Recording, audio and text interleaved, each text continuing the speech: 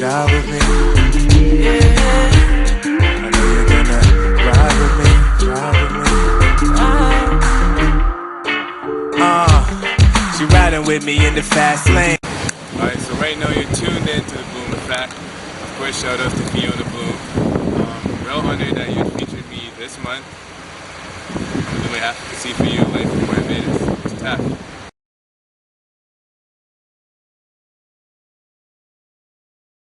I mean, I've had a lot of highlights so far, like, I mean, things like being driven around, put up in Marriott, you know what I mean, flying around, traveling, performing overseas. Those are definitely huge highlights. I mean, actually completing an album with my producers, Minim Revera, creating our own sound. There are a lot of things, but I'd have to say if I was to pick one highlight, it's like even like my Twitter messages I got from people all over the world, like Sweden, Germany, France, like so many places, all sorts of states in the US. Like people hit me up telling me about my music from all cultures, and to have that kind of reach, you know, that my music can expand like that, that's like the coolest highlight definitely so far.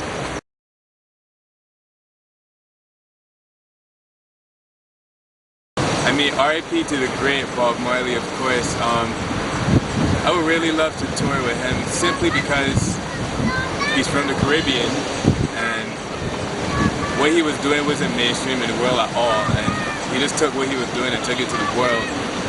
And not only was he a musical genius, which goes without saying, but another reason why I'm really fascinated with Bob Marley is because he understood commercialism without watering down his product. Like, people don't really realize it because of how far back he was doing his thing, but he was really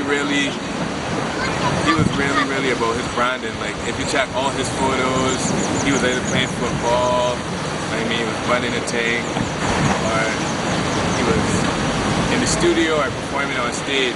And it seems to us like that's just what his pictures were, but that was actually carefully chosen. And how he developed the sound of reggae to a world sound, that's what really had me intrigued with Bob. Like, he understood branding before all these theories about branding and, you know what I mean, setting it aside apart. So I definitely look up to Bob Marley as the greatest.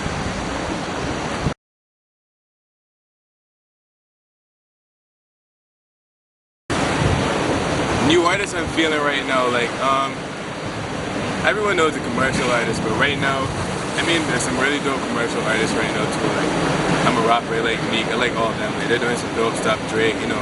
Like, if you're talking about new artists that haven't really hit that super level yet, but are really dope artists. Right now, I'm taking in Joey Badass. He's like a 17-year-old dude from New York. He's really killing it. He took it old school. His brand is really dope. Of course, there's The Weeknd.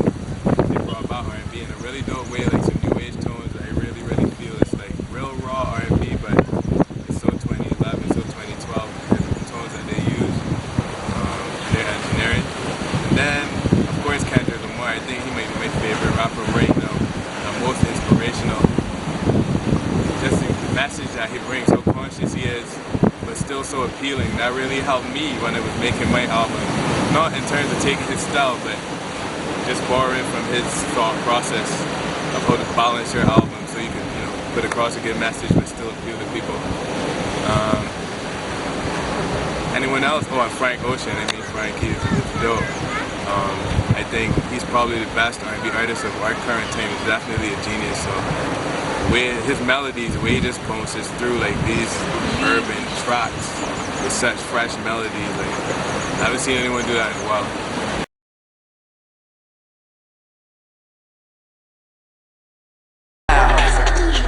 She like my lifestyle. She got me like, wow, my shade's black.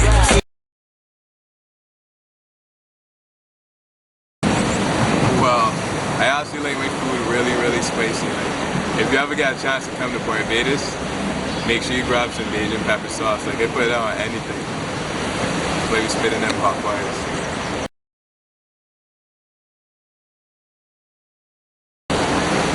I actually don't shop for suits because, you know what I mean, I'm a skinny dude. Skinny dude with cut. I usually don't ever find the exact fit that I want, so I always get my stuff tailored. Always come back.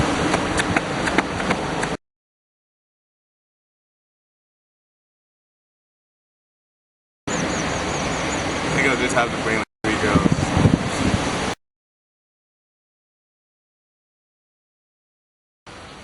girls. Y'all trying to get me in trouble right now, but if we were to speak hypothetically, there's this chef called like a health chef, a dready. Her name is Sepsanaki Aku.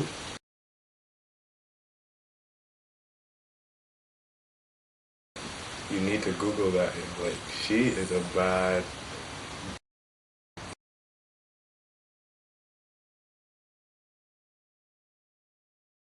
Don't quit your day job.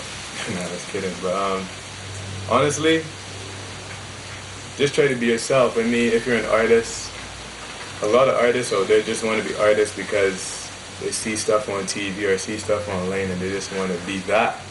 But it's really not about that. It's really about you. Being you, basically. Just do you.